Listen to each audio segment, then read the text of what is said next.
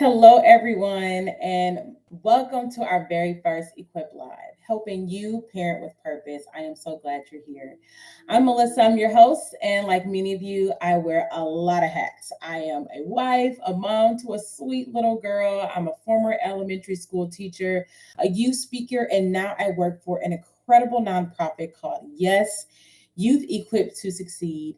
And we empower K 12 students to say yes to their dreams and goals and navigate through tough issues like bullying, peer pressure, unhealthy relationships, mental health, and online safety.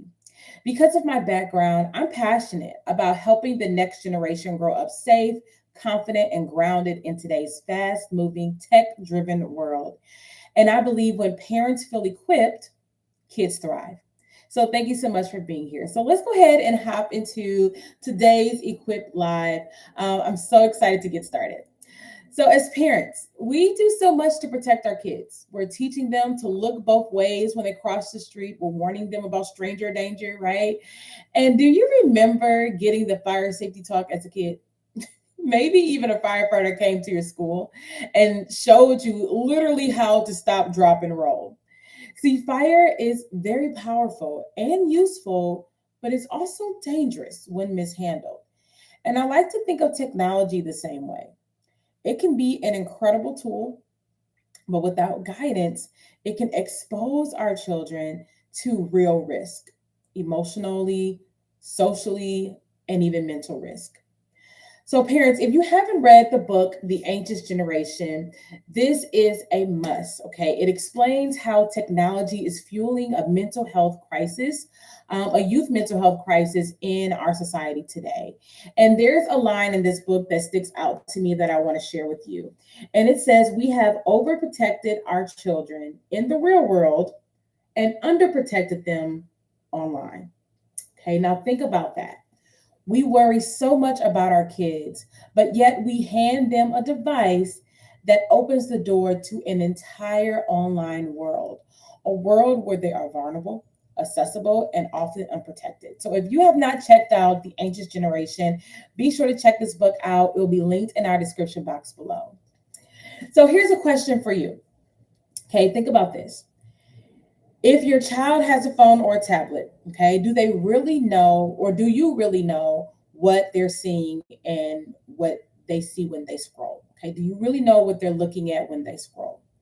See, social media algorithms, they're really designed to keep them hooked, as we know, right? And often they're feeding them content that plays on their mental health, it plays on their insecurities. Now, for our girls, it's often messages like your body is your worth. And that can lead to things like anxiety, eating disorders, or even depression. And for our boys, um, sometimes it's that hyper masculinity, right? It's the aggressive content, pressuring them to be that tough guy or to hide their emotions or to take risk. So here's a parent tip, and you're going to see these throughout the Equip Lives. And this is a question or an exercise you can do with your child. Okay, so here's the first parent tip. It is to ask your child, what kind of content do they see the most? How does it make them feel? And sometimes looking at their social media feeds together can help your children spot different patterns. It can help them recognize when they're being influenced, and it can help them think critically about whether that content is helpful or harmful. Okay. Now, I want to pause here because this next topic is a tough one.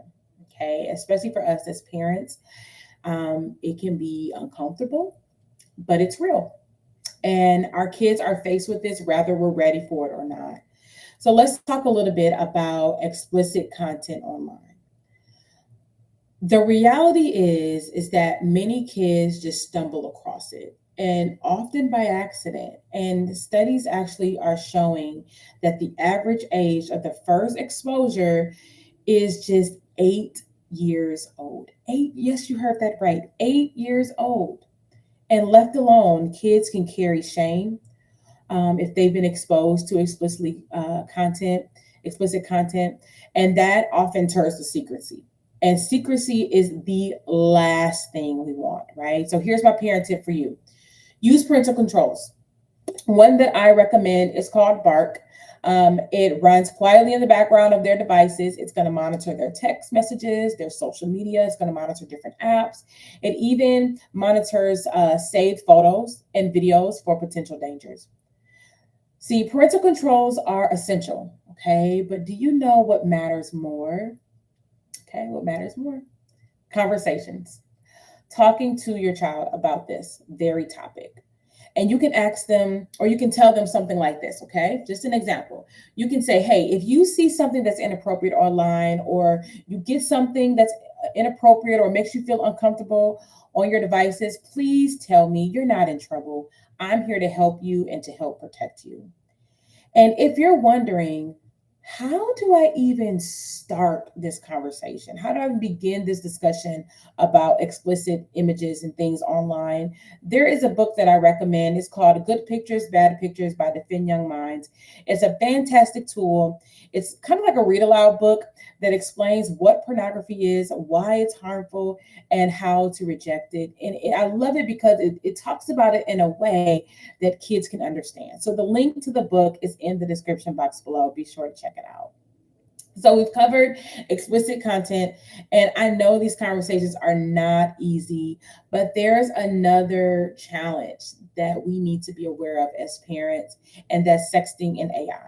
Okay, so sexting is more common than most realize, and with AI, there are new risks emerging, like things like deep fakes, altered images that are used to exploit or embarrass our kids. This can be devastating, and it can be unhard. It can be hard to undo these things once these images are out there. So, parents, are you aware of the new Takedown Act? Okay, the Take It Down Act makes it illegal to share explicit AI generated content of someone without their consent. So that's good that we're going in the right direction, but prevention, it really starts at home, okay, with awareness and just having open and honest conversations about this topic. So more information about the Take It Down Act is available in our description box. Be sure to check that out if you want to learn more about this act. So here's another parent tip. Keep devices out of the bedroom, especially overnight, okay? Consider creating a central charging station in your home. Make it a habit to check their devices regularly. This is not you invading their privacy, it's protecting your children from the dangers of online. And if you haven't started yet, it's okay. Don't panic. Don't worry. It's never too late to get started with some of these things that we've talked about today. Okay, so let's think about what can we do as parents to help build more connection and conversation with our children, okay, especially about the digital world. Here's the good news. You don't have to be a tech expert, okay? What kids need the most is not all this techie jargon, right? What they need most is you. Okay, they need you the most. So here are four simple things, four simple ways that you can create and strengthen a connection with your children. Okay, so number one, family dinners, even if it's just 15 minutes, okay? 15 minutes matter. No phones, and that includes us parents, to help spark conversation, to help keep the conversation fun. We have an amazing free resource in our description box. It's free conversation starters to help keep the conversation going at the dinner table. And then you want to join in on their world, okay? And that can include watching their favorite YouTube channel, playing the game with them, being curious, not so much critical about the things they like and love. You'll be surprised how much insight you'll gain into their world. And then one of my favorites, game night over screen nights. Okay, let's bring back the board games and the card games. Laughter, face to face time. I'm telling you, it goes way further. The memories are just priceless, right? So bring back the board games. I'm telling you, it can make a big difference with the connection in your home. And then lastly, actively listen. Phones down, eyes up. And sometimes kids don't need solutions right away, right? They just need to be heard, right? And then you all can work together on the next steps. So let's be honest, let's be real for a moment. Social media technology, it's not going anywhere. So we have to learn how to navigate it, right, with our children. But with awareness, intentionality, and connection, we can raise children who are emotionally healthy and digitally wise. So remember, you are your child's greatest influence.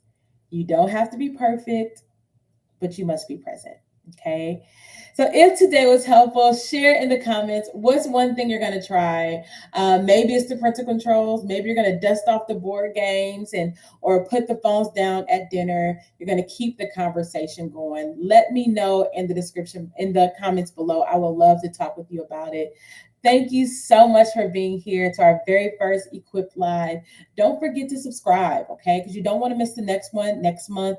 We're going to be talking about mental health and emotional safety. Okay, so my name is Melissa. This is Equipped Live, and I can't wait to see you next time. Bye.